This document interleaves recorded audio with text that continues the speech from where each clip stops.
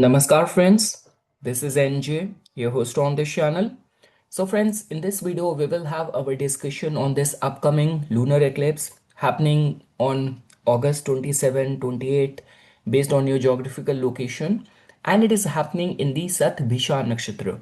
There are like certain astrological alignments around this time which is actually giving it a lot of importance. So in this video friends, we will definitely try to look at the deeper nuances, spiritual karmic aspect of this upcoming lunar eclipse, and then at the end we will try to summarize it with certain guidelines of the remedies, probable outcome based on your specific moon sign. So all of that we will be discussing in this video.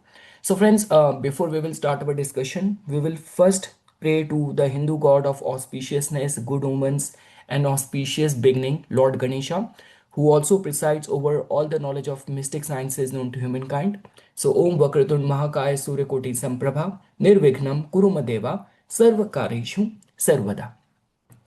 So now friends, just because we have just crossed this solar eclipse and now we are almost a week behind for this imminent lunar eclipse. So someone was asking me this question even in the comment section that Nipun, what is the core difference between the energies of the solar eclipse and the lunar eclipse, especially from the spiritual perspective?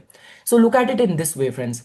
A solar eclipse changes what you do and where you are going, whereas a lunar eclipse changes who you are inside and what you feel bound to. See, the karmic aspect of the lunar eclipse is that because we know that Rahu or Ketu are aligned with the moon, they exposes the unresolved prarabdha karma, past karma ready to be experienced, stored in the astral body, and it acts as a cosmic filter, forcing you to feel, process, and release karmic debts that you have carried across lifetimes. I always say this thing that when it comes down to Rahu and Ketu, they are the planets without any boundaries. They have the information regarding your samskaras, regarding your deeds from past many lifetimes. So in a way, even if you want to connect it with the astronomy, so the Chandra Grahan, the lunar eclipse phenomena, the earth blocks the light of the sun from reflecting on the moon,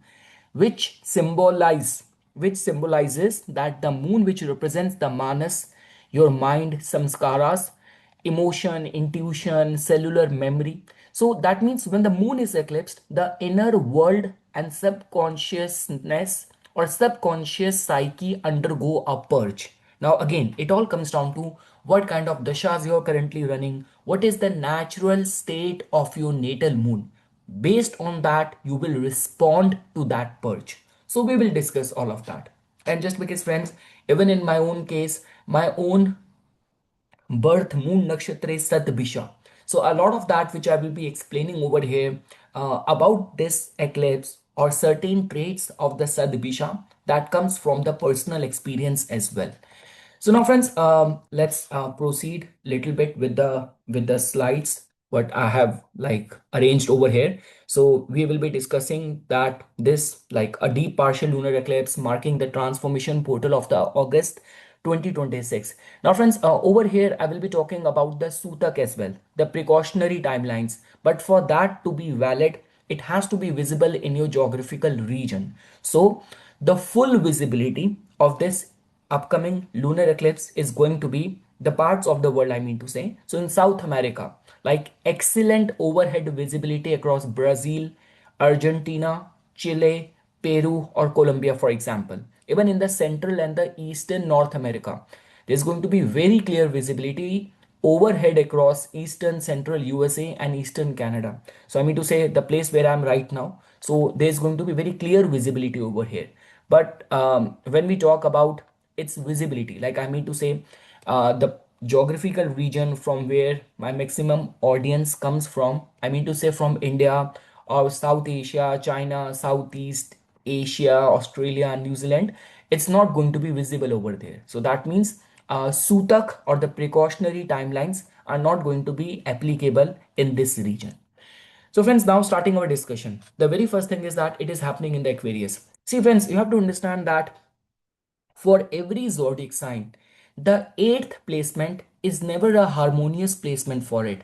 The irony with the Aquarius is that no matter how much futuristic, innovative it is going to be, how much humanitarian, philanthropic it is going to be, the concern from the moon perspective is that from the Cancer, Aquarius is the eighth sign from over there. So, for the natural house or home of the moon, if it is going to be placed in the Aquarius, it is slightly agitated. And there are like other aspect as well, like even if you will make, for example, you will make Aquarius as the ascendant. Other zodiac sign ruled by the Saturn is Capricorn, that fall in the 12th house. Or let's say, for example, if from the Aquarius as the ascendant, the Cancer sign again falls in the 6th house. So that is the only reason when we talk about out of all the 12 zodiac signs, Aquarius and Scorpio are considered as karmic. And especially when we talk about from the moon's perspective, so moon is equally agitated. When people talk about Scorpio being the sign of agitation or the debilitation, even to an extent in Aquarius sign as well, there could be some challenges which the native has to experience, which is slightly higher or more compared to any other zodiac sign. So now friends, talking about this, so the eclipse is going to be happening like on this August 27th, 28th. So it is going to be, the moon is going to be positioned at 10 degree 37 Aquarius in the Kumbh Rashi in the Rahu ruled Satabhisha Nakshatra. Now what is making this imminent eclipse slightly special or significant is that Rahu and Ketu nodes are going to be very strengthened. Like moon is going to be in the nakshatra of the Rahu, Satabhisha, and Sun, Mercury, Ketu are going to be in the Magha Nakshatra. And we know this thing that whenever there is a eclipse energy, karmas from the past somehow flows into our life. So because of which and because of the prominence of the Rahu and Ketu, understanding this, its impact in our life or on our subconsciousness, on our psyche, the sudden recent development which will happen in your life in this 1 week, you have to be very alert or aware about it. Like the way many spiritually awakened people say, like this could be Osho, this could be Raman Maharishi, that whatever thoughts are coming to you, don't get involved or engage with it. Just as a third person, just look at it, observe it, and then sooner or later it will stop bothering you. So that is what you have to understand. Because friends, when we talk about Sadbisha, there is one more forte or niche where Sadbisha has got a league of its own. It has to do with the secrets. So when I say secret or illusion, so this could be from this material plane, humanly plane, this could be the cosmic secrets, or this could be the secret of your own deeds coming in from the past. So because of which this lunar eclipse needs to be taken seriously. So yes friends, like the way I was talking about that around the time of the eclipse, the earth's shadow obscures the emotional body and mind, signaling an intense period for unmasking hidden truths and processing suppressed grief. And Sun is going to be in the Leo in the Magha Nakshatra. So position, Sun is going to be positioned opposite at 10 degree 40 minutes in the Leo in the Ketu ruled Magha Nakshatra. Activates the axis of royal ancestral heritage versus collective humanitarian consciousness, challenging ego structures to align with cosmic harmony. So friends, this is going to be in a nutshell the planetary alignments around the peak of the eclipse time. So as you can see that Rahu and Moon, Rahu is going to be influencing the natal Moon at that point of time, transiting Moon, and Sun is going to be in the influence of the Ketu. It's going to be in the influence of the Mercury. Jupiter is somehow it's going to be very dignified, but the slight concern over here is that Jupiter is not giving its aspect to this eclipse point. So that is slightly concerning. And yes, as you know that lunar eclipse always happens around the time of the full moon. So the Shravan Purnima or the Raksha Bandhan, which is going to be getting overlapped around this time, is going to be slightly emotionally unsettling. And see, friends, the concern with the Sadbisha energy is that, see, one thing which you have to give credit to Sadbisha. apart from their healing power, which we will talk about, or the presiding deity Varuna, we will talk about him as well. Sadbisha has got a very, very strong memory. See, even in my case, my personal life as well. Sometimes, like even when I'm talking to my family, to my parents, sometimes I like give reference to the incidents which happened when I was like 4 or 5 year old. And my family gets surprised. How come you still remember? You were like so young that time. And it's not only with me. Even with, see, in my case, it's different because my moon is in the 11th house and give it aspect to the fifth house, right? So fifth house is again of the memory, your intellect. It helps over there. But I have talked to other fellow Sadbisha people as well. Sometimes I think about making a WhatsApp group of all the Sadbisha moon people who I'm in touch with. But yes, that is what I'm trying to say, that Sadbisha has got a very, very strong memory. So that means something deep in your psyche, in your emotions, in your feelings, something which has been deep hidden can be suddenly come back onto the surface and start troubling you. So, like the way I mentioned, the difference between the solar eclipse and the lunar eclipse is that solar eclipse mostly work on the external identity, external path, but lunar eclipse energy works more on the internal plane. And again, friends, like also when we talk about the deity or the god presiding over the Sadbisha, which is like the Varuna. So Varuna cannot be labeled as all good going kind of god. I mean to say, there are like certain gods who have got that reputation that they are very sattvic, or they are more aligned towards the sattvic actions. Varuna, beyond any doubt, resides on the celestial cosmic water and has got healing power. But Varuna has a shadow and a very dark side as well. Like I still remember when I was going through my Vastu course. So at a time when the direction and the zone which Varuna preside over, so my teacher, my instructor at Bharatiya Vidya Bhavan mentioned this thing that generally the mafias and the gangsters and all, they have this direction very strengthened and potent in their houses, in their empire. So I mean to say, Varuna has got a shadow side. Now again, this does not make Varuna all cruel and justice loving like Yam, like the Lord of the death and time. But it also does not make it as comforting and as benevolent, as good as this could be the Pushan. So I mean to say, Varuna has got a shadow side to it as well, which preside over this nakshatra. And yes, friends, Venus is going to be debilitated around this time, heavily influenced by the Saturn's aspect as well. Jupiter is not giving its benefic aspect. Mars is also kind of agitated. So yes, you have to be slightly careful. In any case, around the time of the eclipse, we never recommend initiating any new task. And if you live in Brazil and all, if it is going to be applicable in your region, so refrain from initiating any new task, or like 7, 8, 9 hours before the eclipse peak.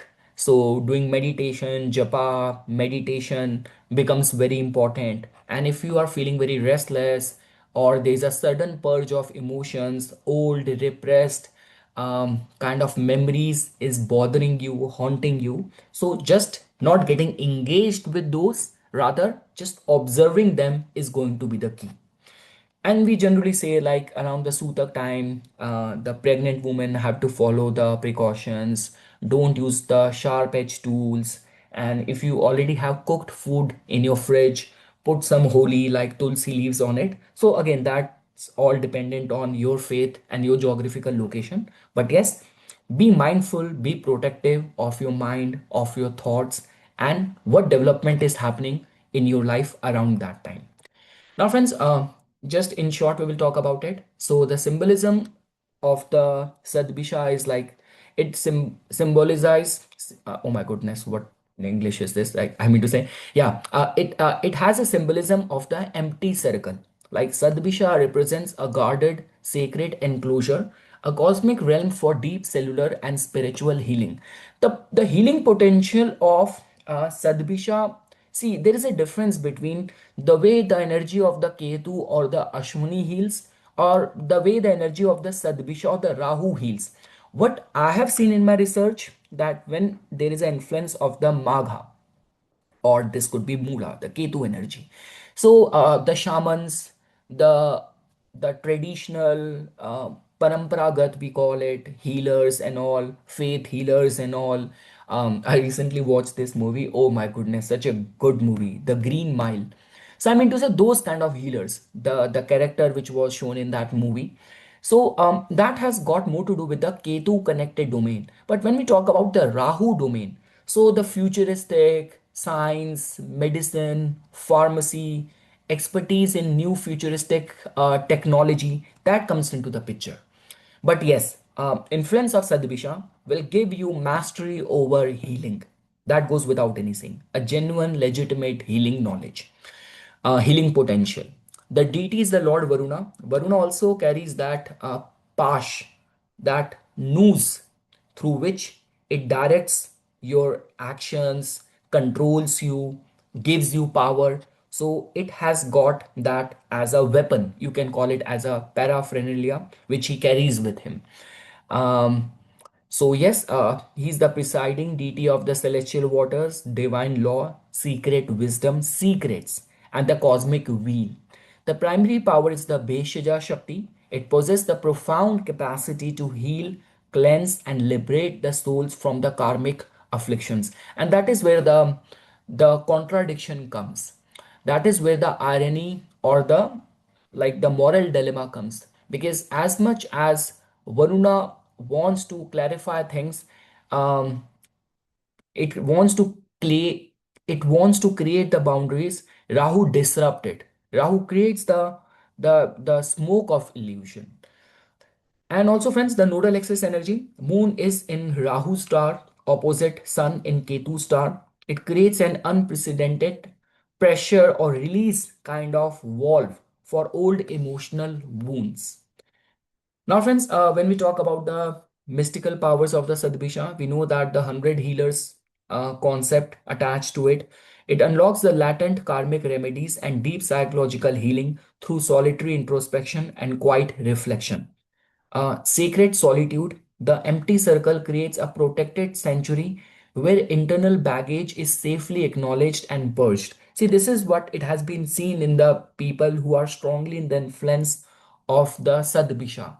Life puts them in those situations or those scenarios comes where they feel, or life makes them very isolated from their family, from their community, and there are those periods of isolation. Now, this could be self chosen, that you by yourself chose to go and live in a monastery, or this could be because of the nature of job or circumstances that life puts you, your career puts you in those postings where you have to live in isolation. But it brings that. And in certain cases, if it is extremely negative, and there is a karmic punishment, fated, written in your destiny, this could be imprisonment as well. So Varuna's water, friends, it purifies subtle energy channels, nadis, cleansing chronic emotional blockages and subconscious conditioning. So the Vedic Puranic tradition defines it as when the divine light is wielded by the cosmic node, Varuna unlocks the celestial waters of Sadbisha to cleanse the hidden deeds of the soul. The 9 hour window, friends, like of the Sutak. So the in Vedic tradition, Sutak Kal is a sensitive period prior to the lunar eclipse or the Chandra Grahan, when environmental energy becomes subtle and dense. So while physical Sutak applies strictly to the region of visibility, the subtle planetary vibration affects mind globally. So mantras and meditation performed during this window yield 1,000 times multiplied spiritual merit. And again, friends, the way we have discussed, the sacred mantra chanting around this time, this could be reciting the Mahamrityunjaya mantra or the Bij mantra of the Rahu, Om Brahm Bhrim Bhrom Sa Rahave Nama, for the mental peace. And again, friends, I forgot to mention this thing. In most of my videos, I always have this section, like to which all people it will affect the more, to which all people it will influence the more. So let's say, for example, if your Kundali, your astrological chart is like of mine, my moon nakshatra is of Rahu. Rahu is in my ascendant. So in a way, it influences my body, my ascendant, tightly conjunct with my ascendant degree. My moon is also in the control of Rahu. Rahu's in the Ketu's Nakshatra Ashwini, Ketu's in the Rahu's Nakshatra Swati. All the planets are in the Rahu Ketu axis. So Kalsarp Yog. And I'm also running the Rahu Antardasha. So then that means in my case, there is going to be stronger impact of it. So again, good or bad depends on my deeds, the karmic account.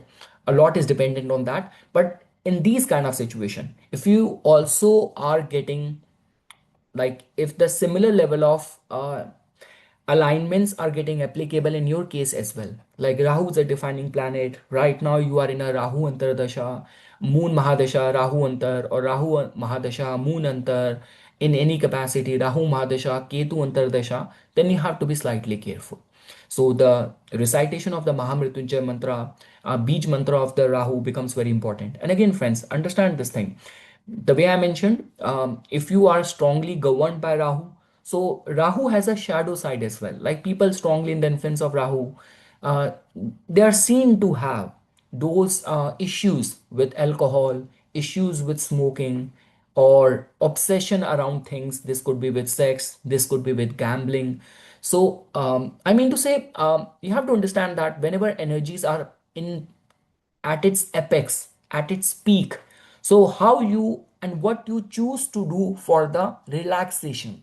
So, if let's say, for example, around this time only, in order to deal with the surge of energy, you resort to alcohol to find a release, or gambling or addiction, then it can make things more troublesome for you.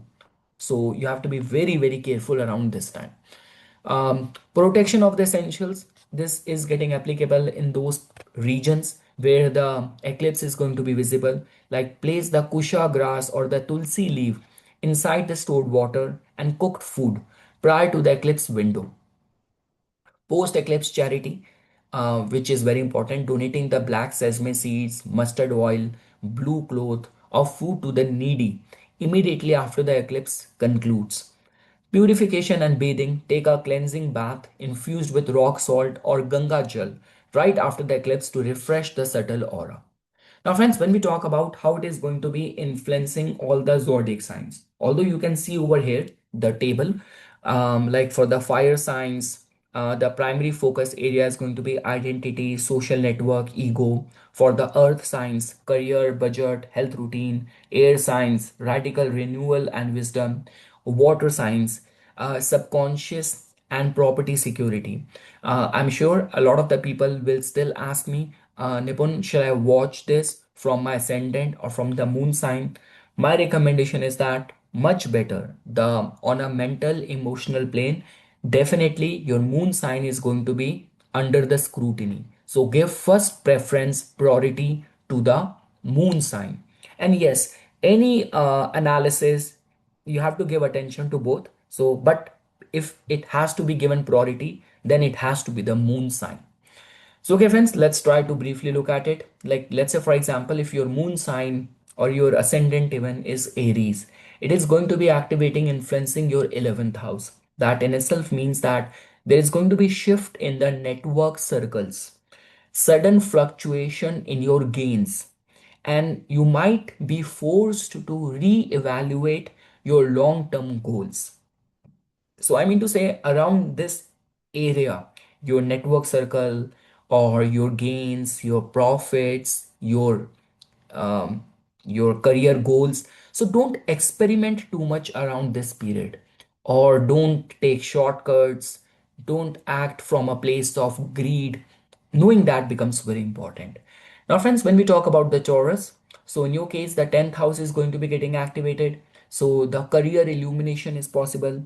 There might be structural shift at the work, and you need to avoid impulsive clashes with people at work, or this could be with the bosses as well, because in your case moon rules the third house, right? So that is the only reason you have to be careful around this domain, that the your forcefulness is not landing you into trouble with your bosses.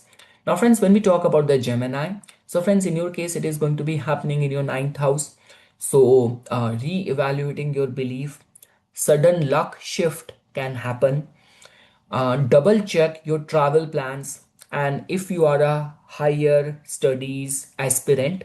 So if you have to write any exam, if you have to schedule any travel, any important classes, do that very carefully. And again, friends, because in your case, moon has got a rulership over the second house, right?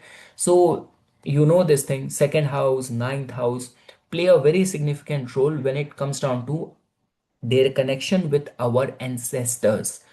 So I mean to say, it hardly matters whether the region where you are living, the eclipse is visible or not. My recommendation for doing donations around the time of eclipse is going to be very therapeutic for you. Now, friends, for the Cancer, that goes without any saying, friends. Hosting Rahu in the eighth house is not a very easy energy. So, it's going to be a high transformational access for you. There could be sudden emotional depth. I mean to say, suddenly deep diving into the past memories, repressed emotions coming onto the surface, making you very emotional. Suddenly, you feel like crying or talking to someone. So, again, if you're feeling like that, it is completely normal. What matters most is that you shall not act on it or don't force any change during this time. Just flow. That's what I want to advise to the Cancer natives. And anything connected with like meditation, therapy, or this could be any spa, any massage, anything which relaxes you. So that can be considered. Stay away from the very to be very close from the water, especially the regions like I do have many Filipino friends as well, and in certain part of the Philippines, I guess my friend only was telling me that there is a vulnerability of the flood, and flood has come to certain regions. Some more typhoons are also predicted. There's a vulnerability of that. I pray that it shall not happen. Everyone has to be safe. But yes, when you're close to the water, close to, again, people say that water is therapeutic. That's fine. But when you are in around the time of the full moon, eclipse, and you know that the region where you are, like imagine you go to a resort, especially deliberately, you take a travel plan to a place which is on a radar for any typhoon, high water, flood kind of situation. So stay away from the situation. That's what I'm trying to tell you. There was a very beautiful story it reminded me of. There was one, there's a story, I guess I heard it in one of the preaching lessons of Osho, that one of the Brahmin, he was very scholarly, and he read his own Janampatri, his own astrological chart, and decoded this thing that the source of his death is water. So he started staying away from the rivers, from the oceans, water reservoir. Even he used to stay away from the well, that I might slip while pulling water from the well and fall into it and die, because water is the source of my death. But again, you cannot evade the death, right? When the right time of his death came, he was visiting a carnival in his village, and there was a knee long, knee deep water over there, and someone asked him, or a coin fell over there, or he wanted to put a coin for the wish or something. So he bent down to get that coin, and his the in the older times, the priest used to keep a braid like a choti. I know that in Hindi. So they used to, so that got stuck in some of the root over there, and he almost collapsed. And when he was taking his last breath, he realized that what is written in the fate cannot be evaded. So yes, friends, yeah, that's my recommendation to you. Emotions, there is definitely going to be strong purge of emotions. So channelize it in the best of your advantage. Nothing wrong in crying, nothing wrong in taking a therapy session, as long as it relaxes you. For the Leo natives, so for the Leo natives, it is going to be influencing your seventh house, friends. So the direct access of sun in the first, moon in the seventh, major focus on the partnership and the personal identity can happen over here. In your case, Saturn is also right now in the eighth house, friends. So in any case, the dynamics of your partnership and relationship is going through heavy karmic audit. So just maintain a calm stance, in any turbulent, sudden situation in the matters of seventh house. That's all what I can say. And yes, friends, apart from the discipline which you will follow in your marriage, with your business, with your commercial partners, but also like the what I have seen in my research, the sudden random uh, encounters which people generally it happens, like it's like in there are like certain parts of the world where there's a fear of being robbed and being mugged, and there are like certain parts of the world where, like for example in Canada and all, the cities where I have lived, I've never seen the cities I have lived, and I have not personally encountered being robbed or being conned or being shot. But what I've seen, people with mental health issues suddenly on the street pushing someone, shoving someone, starting to hurl abuses, and we feel sympathetic towards them. Nothing, we don't hold any grudge against them because there are like mental health issue, and we are very empathetic towards it. But that's what I'm trying to tell you. When your seventh house is afflicted, you tend to have these kind of random, strange kind of encounters. So be mindful the places where you are going, what kind of crowd comes there, what kind of people visit there, their mental health. Is there a lot of the drug use being happening in that area, that region? So just be very mindful, be very calculative. So again, friends, don't expect me to say some good things about it, because this is not something a good phenomena or like a Gaj Kesri yoga we are discussing. We are more discussing in the lines of the precautionary things only. Now, friends, when we talk about the Virgo natives, so friends, in your case, it is going to be influencing your sixth house. Somehow, like there might be some health diagnostic clarity. Because Sadbisha, the Bheshaja, the healing powers, and the sixth house. So for certain people, this could be overcoming the hidden debt or hidden enemies as well. Or you might be able to detoxify your daily routine as well. Now, friends, when we talk about the Libra natives, so for the Libra, it is going to be happening in the fifth house. So there is going to be emotional recalibration regarding the romance, creative projects, or regarding like some sort of emotional recalibration. I mean to say, in all these matters, this could be romance with your partner.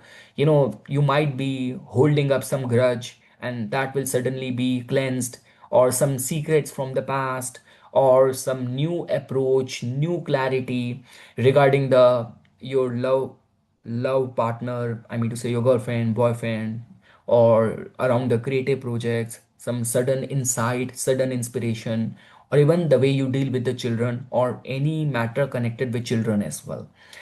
um, that goes without any saying, friends. Don't take excessive risk around the speculative matters, stock market, and all of that. For the Scorpions, friends, it is going to be influencing your fourth house. So that means the focus is going to be on the home, real estate, foundational piece, and you might be addressing the maternal health related dynamics and all. So yes, around the domestic life and all, you have to prioritize it again, friends, because it's not like Scorpio which is going to be troubling you. It's just like that the wheel of illusion is going to be very high. So refrain from any major purchases around this time, because most of the conveniences and the purchase of the conveniences, like buying a vehicle, home decor, home furniture, all of that comes from the fourth house. Not a very good energy right now to bring something, a new furniture, a new tangible thing in your house around this time, when the eclipse energy is going to be at its peak again. um, because I'm sure for a lot of the people, buying a vehicle is not like a everyday kind of thing. So I mean to say, if there is something important, some purchase which you will be doing in many years, once in many years, much better than avoiding it during this time. For the Sagittarius, friends, it is going to be happening in your third house. So courage and communication shift will be experienced. Avoid rash decisions with siblings, or rushing into signing some contract. So refrain from that.